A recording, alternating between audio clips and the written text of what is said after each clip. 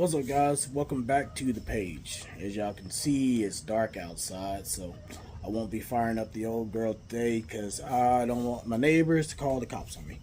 But I forgot to post like first startup pictures whenever I was working on the car, and so uh, I figured I'll show you guys some videos of first startup and then the problems I had that I ran into after starting it up. So check out these videos, and then we'll be back to talk about it. Yes, you are. Yes, you were. Yes, I want you to be. Yes, a friend. Yes, a friend. Yes, I know now to be on.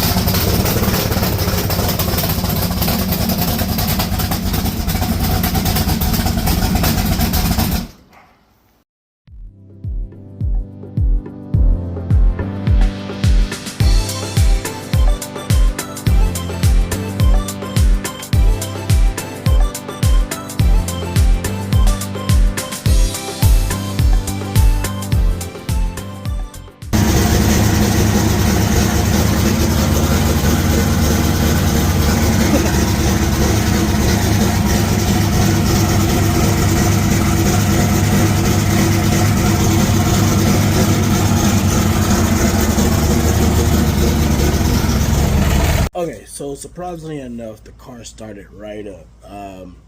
I built this engine. I've had this engine for what, maybe 7, 8 years, so I know exactly where to start the distributor and everything like that. It fired right up, no problems with that, other than just I had some vacuum leaks and stuff like that, so it was misfiring. It wasn't running all that well. When I finally got it to idle, that's when I started running into the problems. It was a long list of problems that I ran into. One of which, the water pump was leaking. So it's a motor plate. Never had a motor plate before. The water pump was leaking, and I had to fix that. The oil pan on the back side was leaking, so I had to take the transmission back out and fix the oil pan. And then when I finally got it to idle for like 30 seconds, it started smoking horribly. Thought that the seal on the turbo actually went bad, but couldn't find out that wasn't a problem. It is crazy. All the stuff that I bought for this car, I bought it a long time ago, and it just sat up. So there was a dirt dauber nest in my AN fitting, from the drain going from the turbo going back into the oil pan, and it wasn't allowing the oil to drain back into the pan, so it just filled the turbo and then blew it out the exhaust. And I mean, I took the turbo off, had it looked at, and they was like, "No, man, your turbo's fine. It's brand new. There's no issues with it." And I was like, "Well, maybe it's just the flow."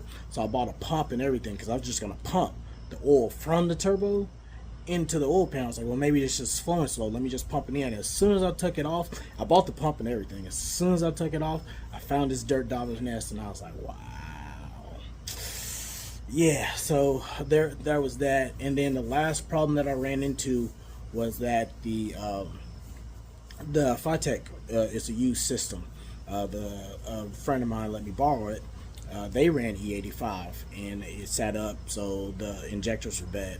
So I bought all new injectors and I put in it, and I guess I got, maybe out of the 8 injectors I got, I'm assuming that 2 of them were bad. And so it was leaking fuel on the passenger back fore barrel, just leaking into it.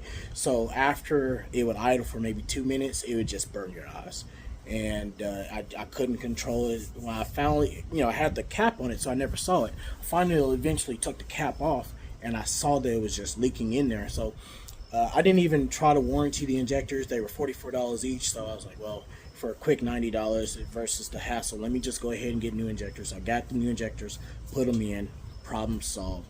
And now it's finally started to not be rich. But man, I ran into a lot of small, minute problems on first startup that I did not foresee.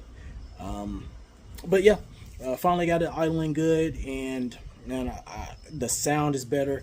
I adjusted my lifters, and at first it had like a real mean rumble, but I think now it sounds more like a turbo car. So I'm really excited about that. I'm just excited to see what it's actually going to do next time I put it in a dyno. So hopefully next time you guys see me, either I'll be doing something better, it won't be dark, or we'll be on the dyno again trying to get the numbers up. All right, see y'all next time. Down the ground, down the ground.